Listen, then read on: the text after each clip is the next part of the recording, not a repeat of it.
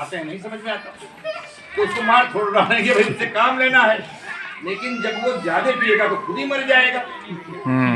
तो शराब हमें छोड़ देना चाहिए, लेकिन जबरदस्ती कोई शराब नहीं छोड़ेगा।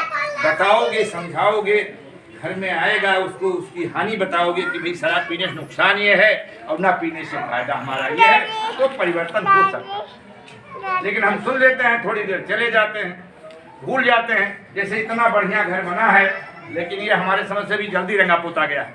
भाई जैसे यहाँ सामने महापुरुषों की तस्वीरें रंगे, बाबा साहब, बुद्ध जी, बाबू जी और जितनी तस्वीरें, हम तो कहें भाई जितने ज्यादा कहते हैं मिठाई जितने डालोगे उतने मीठा होगा। जितने भी महापुरुष हमारे पैदा हुए, बहुजन समाज के महापुरुषों ने सबने संघर्ष किया है, और उन्हीं संघर्ष की देन है कि आज बहुजन समाज के पास सब कुछ है। ऐसा कुछ नहीं है, तथागत बुद्ध और बाबा साहब ने इतना हम लोगों को दे दिया है कि वो कभी चुकेगा नहीं जब तक ये धरती रहेगी। हमें लेने की शक्ति होनी चाहिए, हमें जानकारी होनी चाहिए, और उनके प्रति आस्था और विश्वास होना चाहिए कि उन्होंने जो संविधान की किताबों में लिखा, बाबा साहब ने तो बहुत किताबें लिखी हैं, एक साधारण आदमी अपने पूरे जीवन पढ़ता ही रहे तो किताबें खत्म नहीं होगी। धन्य है परम पूज्य बाबा साहब जो 16 से 22 घंटे पढ़ते थे, 24 घंटे दिन रात होता है। हम लोग तो 2 घंटे भी नहीं पढ़ पाते हैं, लेकिन बाबा साहब निरंतर पढ़ते रहे, निरंतर लिखते रहे। अब आप लोग ताजुब करिए कि 6 दिसंबर 1956 को बाबा साहब मरे हैं, लेकिन तब तक वो बुद्धा इस धम्मा पूरा किए लिखकर बाबा साहब कभी चैन नहीं लिए। समझिए कि आपके भारत में ही नहीं, वो मार्च 56 में नेपाल भी गए थे, काठमांडू, वहीं उनकी अचानक बहुत तबीयत खराब हो गई, वहां से पूरा बोल भी नहीं पाए थे, लौट के आए। और उसी उसमें जो है का लुम्बिनी जहाँ तथागत बुद्ध का जन्म हुआ है, एक बुद्ध विहार है जहाँ बाबा साहब लगी है। इस साल स्टेचू लगाने पर विचार नेपाल की सरकार और वहाँ के जनप्रतिनिधि जो बहुजन समाज के लोग हैं काम कर रहे हैं।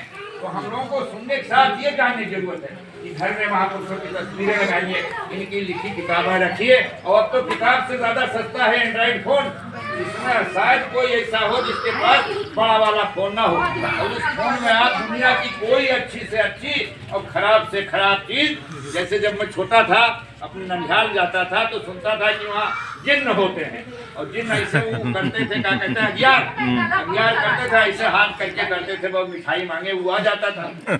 वैसे हमारा मोबाइल है, मोबाइल आज का हमारा ताजा जिंद है, उससे कहिए जिलेबी जिलेबी ला देगा, अब लड्डू कहिए लड्डू ला देगा, कहिए गाय तो गाय आ जाएगी, हाथी कहोगे हाथी आ जाएगी, नदी कहो, जो मांगोगे। जो आपको जानकारी लेनी है उसमें नेट है आपके मोबाइल में, बढ़िया स्क्रीन साफ सुथरा है, कहिए बाबा साहब, फट से बाबा साहब आ जाएंगे तुरंत। तो हमें जानने की जरूरत है, किताब न ढूंढे मिले तो उसमें पूछ लो कि भाई हमें तथागत बुद्ध के बारे में जानकारी दो, तो उसमें आ जाएगा, लिख के अपना पढ़िए। बाबा साहब बारे में पूछोगे, बाबा साहब बारे में आ जाएगा। माता सावित्री बाई फूले के बारे में पूछोगे, उनके बारे में आ जाएगा। तो हमें ध्यान दे करके जितने भी महापुरुष हैं, जैसे तमाम नाम लेते हैं बहुत सारे लोग, उन नामों को हम अपने दिमाग में रखें कि माता सावित्री बाई जिनकी शादी 9 साल की उम्र में हुई थी, उनके पति ज्योतिबा फूले जी 13 साल के थे। वो पढ़ी लिखी नहीं थी, वो पढ़ी लिखी, भाई समय तो कोई प्रतिबंध नहीं है, नहीं। पढ़ी लिखी नहीं थी और शादी हुई, और वो पढ़ रहे थे, माली जाति के थे। स्कूल में अभी भी है कि जाति का बहुत, जब तक लड़के इंटर तक पढ़ते हैं तब तक जातियों का समावेश बना रहता है, चाहे जिस जाति का है, खूब मिलना मिलाना, उठना बैठना, बातचीत रहता है। उनकी दोस्ती एक पंडित के लड़के से थी, उसकी शादी ठनी। अब शादी में गए तो आप लोग देखे होंगे कि हर बच्चा जब शादी होती है तो दूल्हे के साथ वाले जितने साथी होते हैं, वो जैसे आप देखती हैं मिठाई पड़ी हो तो मक्खियां आ जाती हैं, ऐसे दूल्हे के साथ जितने उसके दोस्त होते हैं उसके करीब आके मनाने लगते हैं, साथ रहते हैं। वो उसके साथ चल रहे थे बारात में दूल्हे के साथ। तब तक किसी ने पूछा कि हे भाई तू कौन है? तो उन्होंने बताया मैं ज्योतिबा फूले हूँ। तो उन्होंने कहा फूले तो माली होता है और माली शूद्र होता है। इतने में दूसरे पंडित ने 3-4 झापड़ उनको मार दिया। अब आप बताइए बारात में अगर कोई दूल्हे के साथ चल रहा हो, उसका साथी मारा जाए, बेइज्जती हो जाए, तो वो क्या करेगा, वो चले आए वहां से, और चले आए तो उनके दिमाग में आया कि हमारी इतनी बेइज्जती हुई, मैं मजाक के डूब के मर जाऊं। वो नदी के किनारे जा रहे थे, तब तक देखा कि दो लोग अपना आगे घड़ा बंधा है, पीछे झाड़ू बंधा है, और बीड़ी पीते फुकुर फुकुर हंसते हुए जा रहे हैं। उन्होंने देखा कि आखिर ये बात क्या है, और वो आदमी टोका कि क्यों तू बच्चे मरना चाहता है। तो उन्होंने कहा हम मरना चाहते हैं, लेकिन जब वो टोके तो उधर ध्यान गया तो ये देखा दशा, तो पूछा भाई ये तुम्हारी दशा क्यों है, तुम घड़ा क्यों बांधे हो, आगे रुकी पीछे झाड़ू।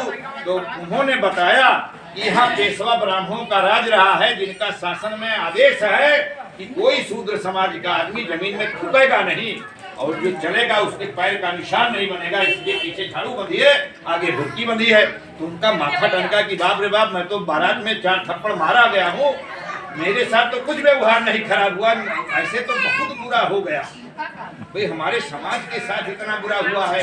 तो वो घर गए और पढ़ गए।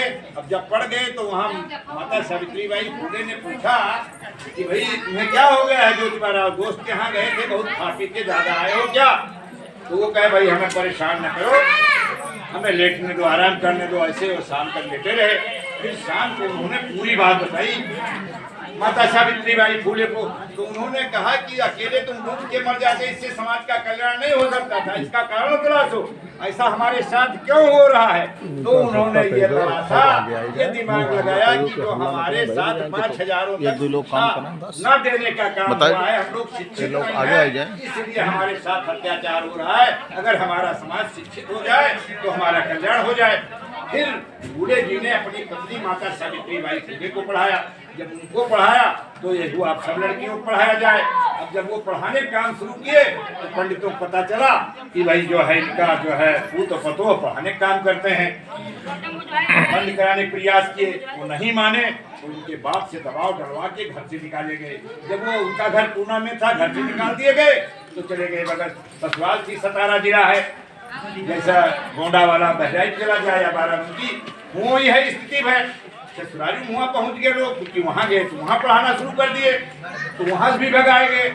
जब वो लौट वहाँ से निकले तो बहुत परेशान थे, लेकिन सोचे अब कहाँ जाए, चलो घर की तरफ चलते हैं, देखा जाएगा कुछ होगा। तब तक रास्ते में उनके पिताजी के दोस्त भाई उस्मान शेख मिल गए। पूछा तो फूले कहाँ घूम रहा है पत्नी दोनों लोग। तो उन्होंने बताया कि हमारे साथ यह अनर्थ हो रहा है, यहाँ हम माँ बाप ने निकाला, ससुराल में गए तो सास ससुर ने निकाला, अब हम परेशान हैं कि कैसे शिक्षा का काम करें। तो उस्मान शेख ने अपना घर दे दिया, इसी घर में पढ़ाओ और यहीं रहो, और अपनी बहन को भी साथ, जिनको आज हम माता फातिमा शेख के नाम से जानते हैं, वो माता फातिमा शेख को भी इन्होंने पढ़ाया, फूले जी ने पत्नी ने। और फिर